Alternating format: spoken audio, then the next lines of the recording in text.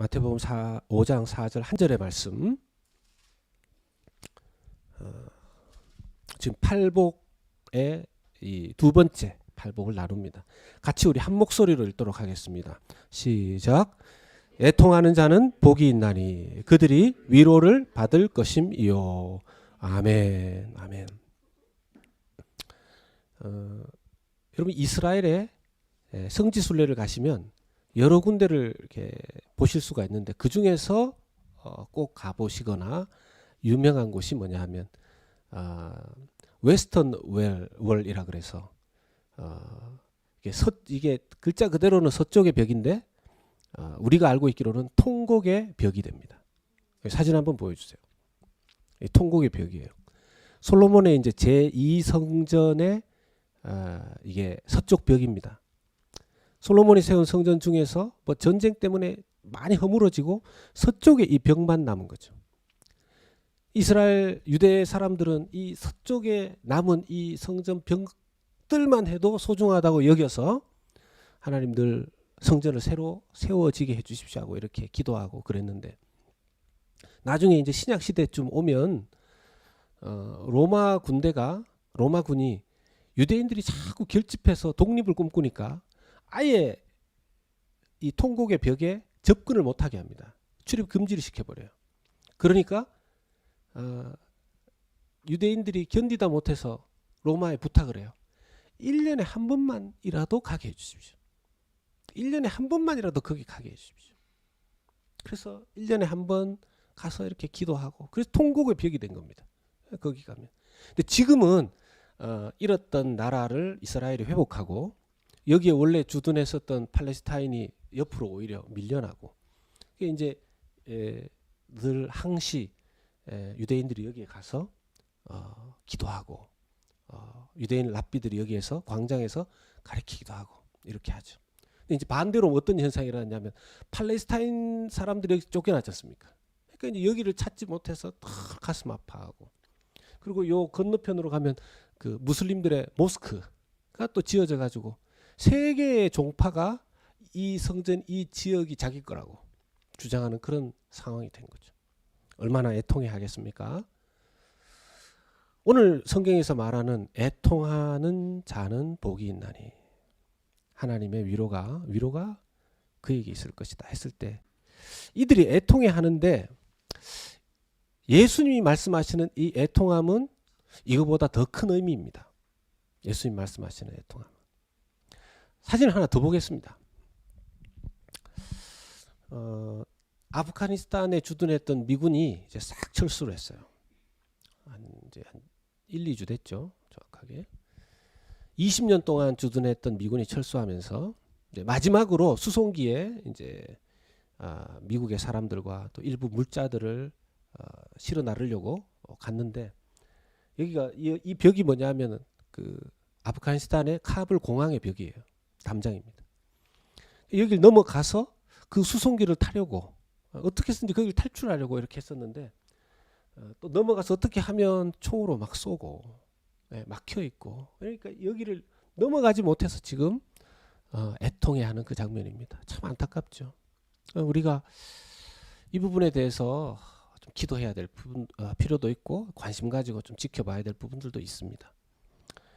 이들도 정말 슬프고 괴롭고 애통해하고 있지 않겠습니까? 자, 그런데 비록 이 인간적인 또 나라의 근심과 고통과 애통함이 있지만 예수님께서 오늘 말씀하시는 애통함은 이거보다 더 다른 중요한 의미가 있습니다. 자칫 잘못하면 우리가 잘못 알고 모든 슬픔은 다 애통함인가? 하나님 위로해 주시는가? 나는 왜 위로해 주시지 않는가? 이렇게 생각할 수 있거든요. 오늘 정말 하나님이 말씀하시는 애통이 뭔지 어떻게 위로하시는지 살펴보기를 원합니다. 첫 번째는요. 우리가 유사 애통에 주의해야 된다는 것입니다. 제가 이걸 영어로 옮겨라 했더니만 페이크 모온이라고 그렇게 얘기했더라고요. 페이크. 어떻게 여러분 애통함이 페이크가 있을 수 있습니까? 원래 이 애통함 영어 성경에는 mourn으로 이제 번역을 했는데 mourn이 어떤 뜻입니까? 장례식에서 막 슬퍼하며 울고 하는 그게 mourn이거든요. 죽은 자를 슬퍼할 때 쓰는 단어입니다. 창세기에 이 죽은 자를 슬퍼하며 애통해했던 모습이 나오는데 창세기 23장 2절입니다. 사라가 가나안 땅 헤브론 곧 기럇 아르바에서 죽음에 아브라함이 들어가서 사라를 위하여 슬퍼하며 애통하다가, 여기 이제 슬픔과 애통이 나오죠. 자기 아내가 죽은 것에 대해서 슬퍼하며 애통해야 합니다. 이것도 애통입니다. 그런데 오늘 예수님이 말씀하시는 이 애통은 정확하게 아닙니다. 네, 이런 인간적인 슬픔도 애통이긴 하지만 예수님이 말씀하시는 애통은 그게 아니에요.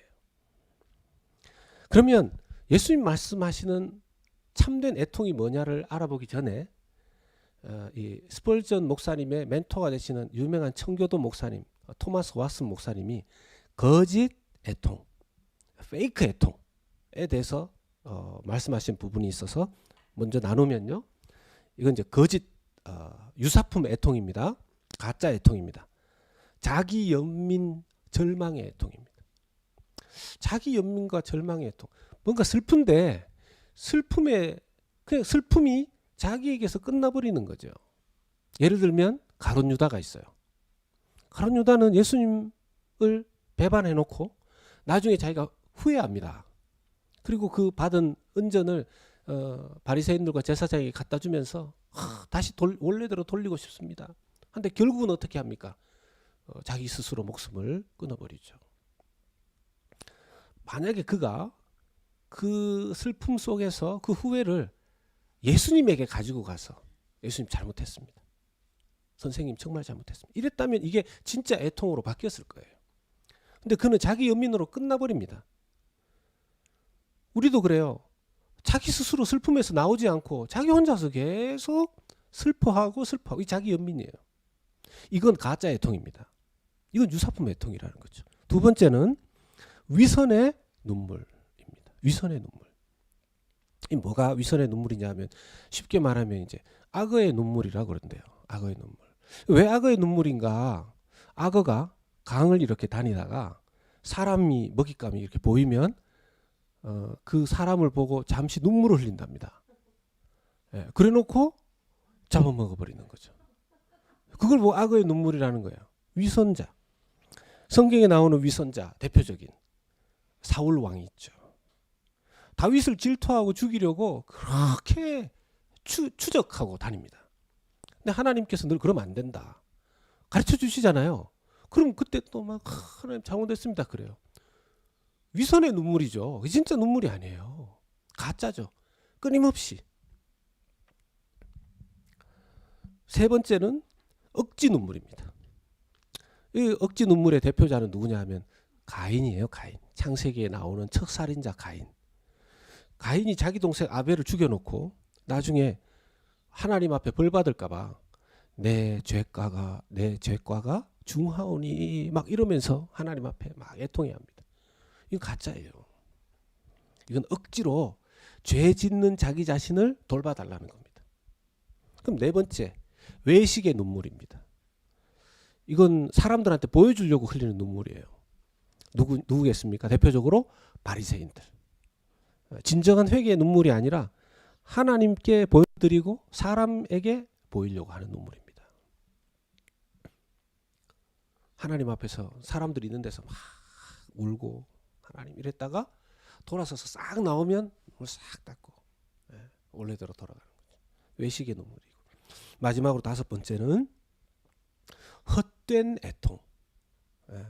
너무 헛된 애통.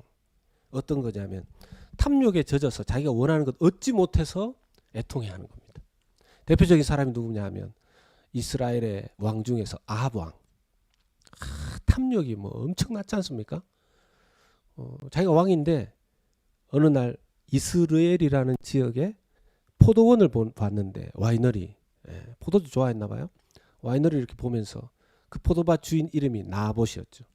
나봇의 포도원을 보고 너무 가지고 싶었던서 나봇에게 말하니까 안 팔겠다는 거예요. 자기 윗 조상 때로부터 물려받은 거라고 안 팔겠다고. 그러니까 이 아합 왕이 마음이 상해가지고 밥도 안 먹고 막 슬퍼합니다. 이건 헛된 애통이에요. 이런 건 헛되게. 자기가 소유하고 싶은 걸 소유하지 못해서 슬퍼하는 거. 이게 헛된 애통이죠. 이런 유사 애통에 주의해야 된다는 것입니다. 그러면 예수님이 말씀하시는 참된 애통은 과연 뭘까요? 두 번째, 참된 애통에 대해서 살펴보겠습니다. 이사야 61장 2절 말씀입니다.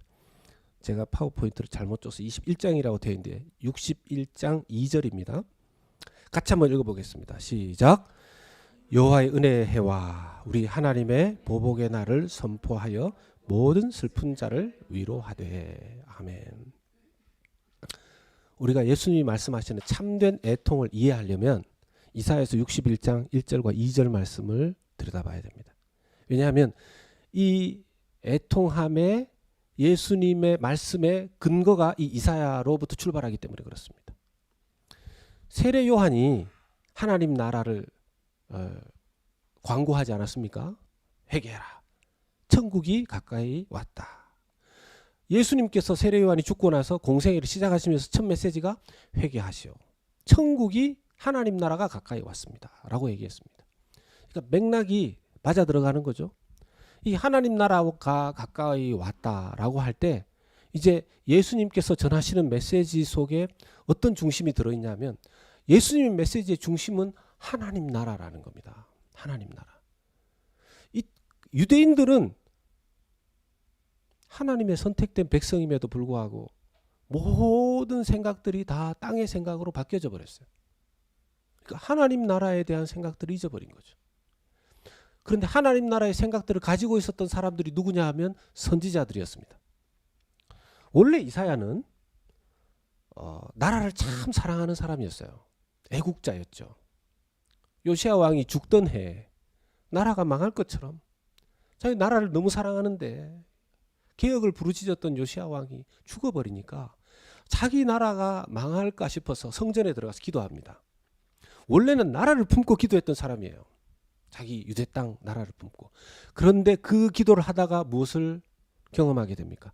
하나님께서 그의 눈을 열어서 환상을 보게 해주시죠.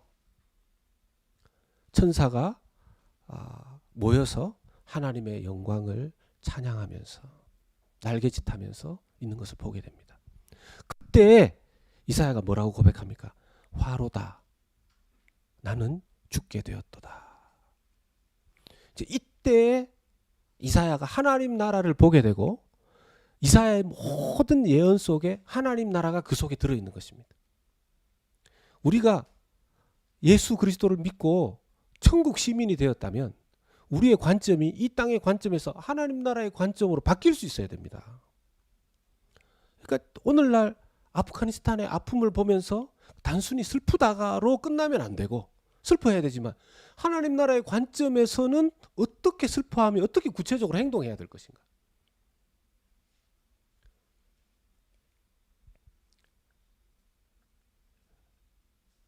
그때 당시에 로마의 그 주변 이방 나라들의 압제를 받고 있었던 아프간도 지금 마찬가지 아닙니까? 아프가니스탄도 20년 동안 그래도 미군과 뭐 또 유엔군이 있으면서 지켜주고 했었는데 그래서 자유가 없었던 그 나라에 어린아이들 특히 여자아이들에게는 희망이 없었던 그 나라에 여성 아이들도 학교를 다니고 그리고 그 아이들이 나중에 대학까지 졸업해서 공직자로 또는 어떤 군대에도 장교로 들어갈 수 있는 이런 시대가 되는가 싶었는데 지금 빠져나오면서 엉망이 되었지 않습니까? 자유가 없어진 거죠. 그 속에 있는 사람들이 슬프고 나라를 다시 독립시키려고 모이고 하는 그런 저항운동이 일어나겠지만 우리가 바라보는 것은 그거보다 더 큰 애통함이 그들에게 있고 우리가 그런 관점으로 그들을 위해서 기도하고 생각해야 되는 것을 볼 수 있어야 된다는 것입니다.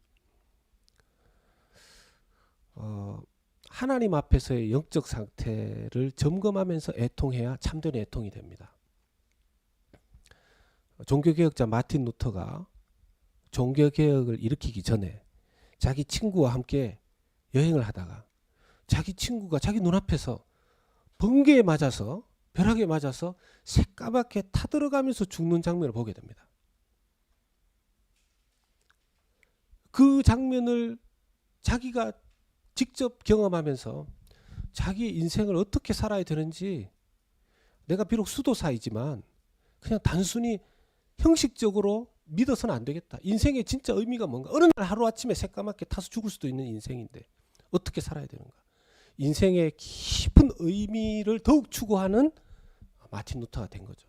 그러면서 그는 종교개혁에 앞장서는 사람이 됩니다. 목숨 걸고. 진정한 애통함을 또 경험한 사람, 유명한 미국의 네이티브 아메리칸 그 선교사 데이비드 브레이너드, 그의 아침 일기 중에 1740년 10월 18일 그의 일기에 이렇게 쓰여 있습니다. 아침 경건 시간에 내 영혼은 심히 녹아내렸고 나의 극심한 죄성과 악성을 놓고 쓰라리게 애통했다 하고 기록하고 있습니다. 이게 참된 애통이에요. 하나님 앞에.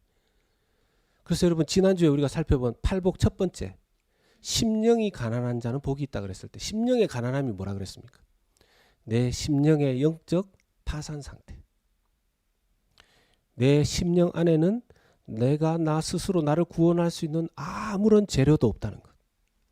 오직 예수님만, 오직 하나님만 나의 영적 파산 상태를 해결해 줄 수 있는 분이라는 것의 그런 깨달음이 바로 심령이 가난한 자의 마음이라고 그랬습니다. 여러분, 한 주간 기도해 보셨습니까? 저는 지난 한 주간 하나님, 심령이 좀 가난하게 해주십시오. 심령이 좀 가난하게 해주십시오. 그렇게 기도하는 가운데 오늘 이 말씀, 애통하는 자. 여러분, 심령이 하나님 때문에 가난한 사람은 애통하게 되어 있습니다. 여기 심령이 가난한 사람이라고 할 때 이 가난은 단순히 돈이 좀 없는 상태가 아니라 그랬죠. 거지. 그 원어가 거지라 그랬어요. 영적으로 완전히 빈곤 상태. 자기가 가지고 있는 건 아무데도 써먹을 데가 없다는 상태. 그게 심령이 가난한 자의 상태라 그랬습니다. 오직 하나님만이 채워주실 수 있는 상태. 이전 총신대 교수님이셨던 권성수 목사님은 애통에 대해서 이렇게 해석을 해주셨습니다. 성령이 충만하면 성령의 열매로 분명히 기쁨이 있다. 그러나 성령이 충만하면 동시에 하나님의 뜻대로 살지 못한 죄악에 대한 통회도 있다. 성령이 충만한 사람은 항상 미소를 띠고 웃어야 한다고 생각하는 것은 착각이다. 하나님의 뜻을 어긴 자신의 죄와 남들의 죄 때문에, 사회의 부정과 부패 때문에 애통하는 일도 있기 때문이다. 참 그 말에 제가 동의하게 됐습니다. 제가 이 설교를 준비하면서 나는 이런 애통을 하고 있는가? 제가 이런 애통함으로 애통한 것이 너무 오래된 것 같은 거예요. 나의 죄악을 끌어안고 세상의 죄악을 나의 죄로 여기면서, 동일시 여기면서 십자가 앞에서 통회하며 애통해 본 것. 말씀이 제 가슴에 부딪혀서 내가 죄악의 자식이고 죽어서 마땅한 자라는 것을 눈물로 호소했던 적이 언제였던가. 여러분, 아랍 속담에 이런 말이 있다고 합니다. 늘 햇빛만 쪼인 땅은 사막이 되어버린다. 늘 은혜 속에 살아가고 자유로운 땅에, 민주주의, 누구도 제한하지 않는 자유로운 땅에 우리가 힘들다 하지만 정말 많은 은혜를 받고 살지 않습니까? 하나님의 빛을 경험하며 살지 않습니까? 그러다 보니까 메말라 버리는 거예요. 우리가 왜 메말라지는가 보면, 여러분, 없어서 정말 메말라지는 게 아니에요. 너무 많아서 오히려 메말라지는 겁니다. 없을 때는 오히려 심령이 가난해져서 하나님 하다가 이게 뭐 생기고 있고 이러면 빛이 계속 비추어져 버리면 사막이 되어버리는 거죠.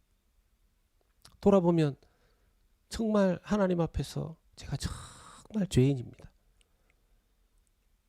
저의 죄 때문입니다.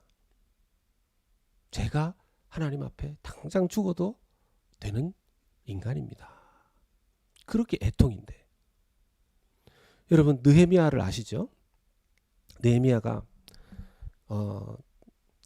그 느헤미야가 그 자기 그 이방인 나라의 궁전의 고위 공직자가 되어서 편안하게 살 수 있는 사람이었었는데 자기 나라에서 날아온 소식이 성벽이 무너졌고 성정문이 회파됐다고 하니까 슬퍼하면서 금식하면서 기도합니다. 그는 그냥 단순한 애국자가 아니었어요. 그는 단순한 애국자가 아니었어요. 그의 기도의 내용이 나와 있지 않습니까? 하나님, 이렇게 기도하지 않았어요. 하나님, 이스라엘 나라가 저 모양 저 꼬라지가 된 것을 저 통치자들이 회개하게 하여 주시옵소서 라고 기도하지 않았어요. 하나님, 나와 내 아비의 집의 죄악 때문에 이런 일이 있었습니다. 용서하여 주시옵소서. 그게 진짜 애통하는 자의 마음인 거죠. 그게 진짜 애통하는 자의 마음이에요. 우리가 그런 애통함이 있어야 되는데 저한테 그런 애통함이 있은 지가 얼마나 됐는지. 하나님의 은혜가 정말 많을수록 더 많은 애통과 눈물을 경험하게 되는 것 같습니다. 자, 그러면 어떻게 하면 하나님의 위로는 그 애통하는 자에게 어떻게 임할까요? 하나님의 애통함을 하나님이 어떻게 위로하시는지 오늘 마태복음 5장 4절 말씀 한 번 더 보겠습니다. 마태복음 5장 4절 말씀 한 번 더 우리 같이 소리 내 읽겠습니다. 시작.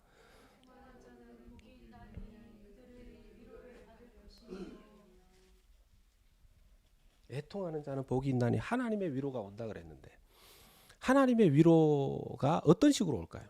하나님의 위로가 갑자기 음성이 들리면서 누구야 위로한다. 애통함이라는 단어가 이 성경에 쓰여 있는 단어는 헬라어로 파라클레데 손타이라는 단어입니다. 이 어떤 어원에서 왔냐면은 파라클레오라는 단어에서 왔어요. 애통하다. 죄송합니다. 위로하다. 파라클레오.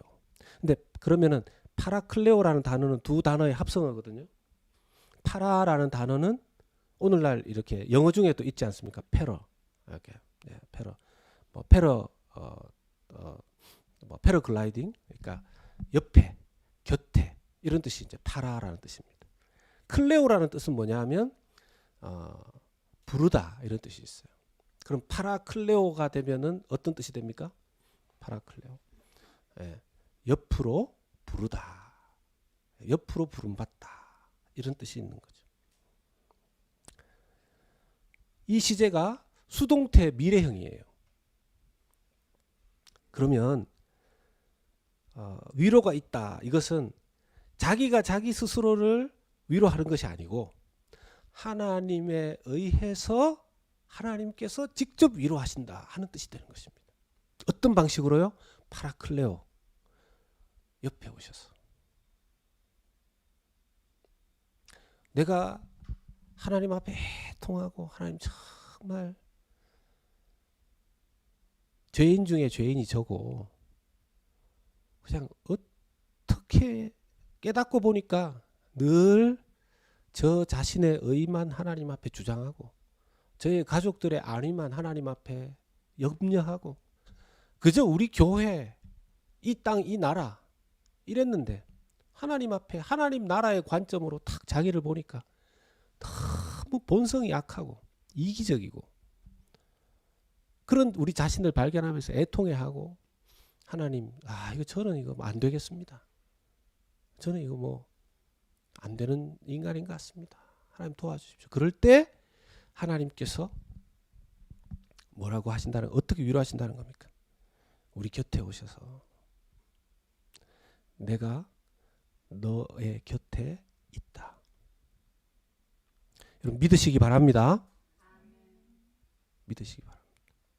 여기서 우리가 한 가지 기억해야 될 것이 애통해하는 자가 애통해하는 그 우리 자신의 죄악이라든지 사회의 현실이라든지 이런 것들이 하나님의 위로 방식에는 제거해 주시거나 없애 주시거나 하지 않는다는 거예요.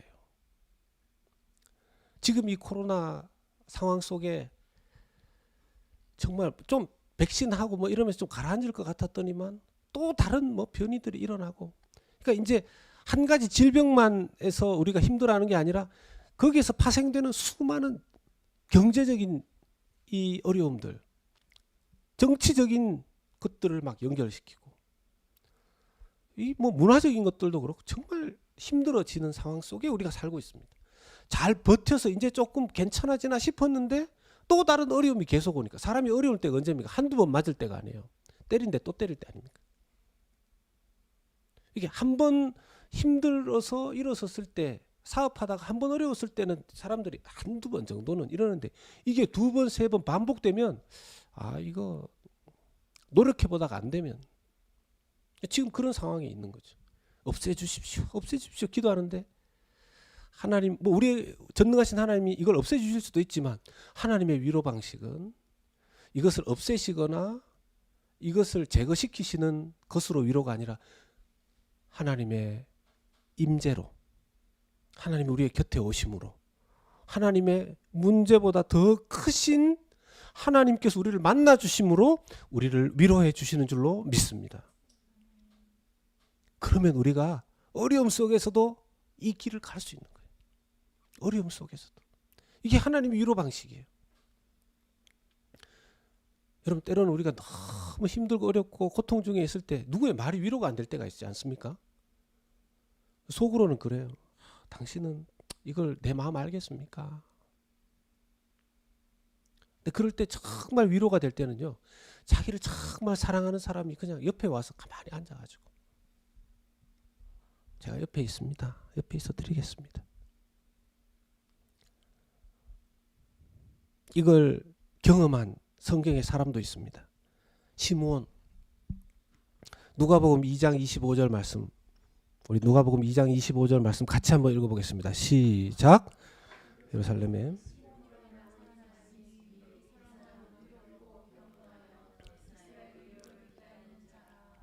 성령이 그 위에 계시더라. 아멘. 시므온이라는 사람, 이사야처럼 하나님의 나라의 위로가 있을 수 있도록 계속 기다렸습니다.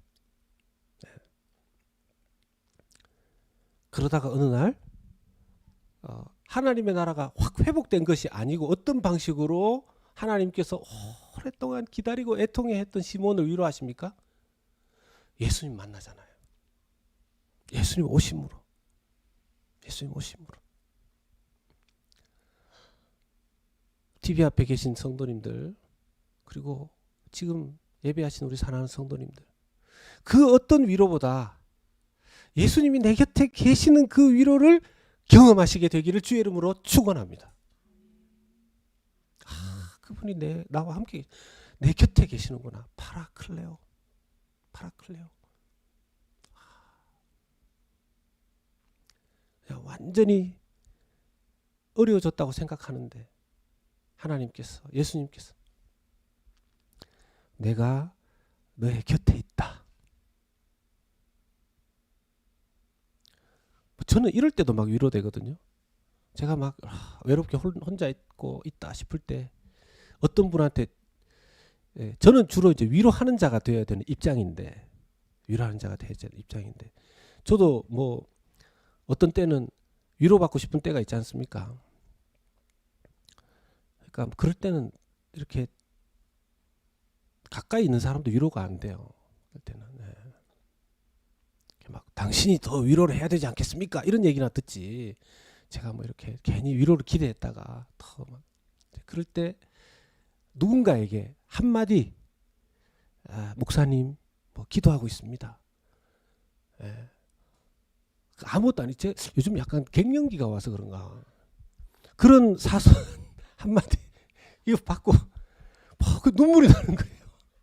그거에 목사님, 누군가가 저보고 목사님 괜찮으십니까? 그게 뭐 그것도 아니잖아요. 근데 이 사람이 지금 파라클레오 나하고 같이 있구나. 여러분, 우리 왜 교회로 모입니까? 서로에 대해서. 때로는 아이고 집사님 뭐 이건 이래 하고 저건 저래 하고, 이게 도움이 안 될 때 있잖아요. 그럴 때 그냥 텍스트 하나라도, 집사님 괜찮으십니까? 괜찮습니까? 집사님 기도하고 있습니다. 그 한마디에도 표 안 내지만 속으로는 웁니다. 모르겠어요. 저는 그래요. 하나님의 위로 방식이 그렇다라는 것입니다.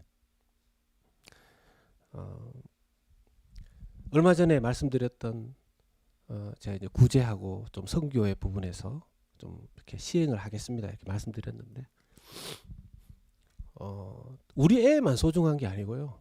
선교사님 애, 우리 아이국에 계시는 이제 모 선교사님의 이제 자녀도 친구도 없고 현지 또 학교 보내서 그렇게 하는데 힘들어하니까 어느 정도 이제 때가 돼서 좀 공부할 수 있는데 다른 교회 파송 선교사님이시긴 하지만 좀 돕기로 했습니다.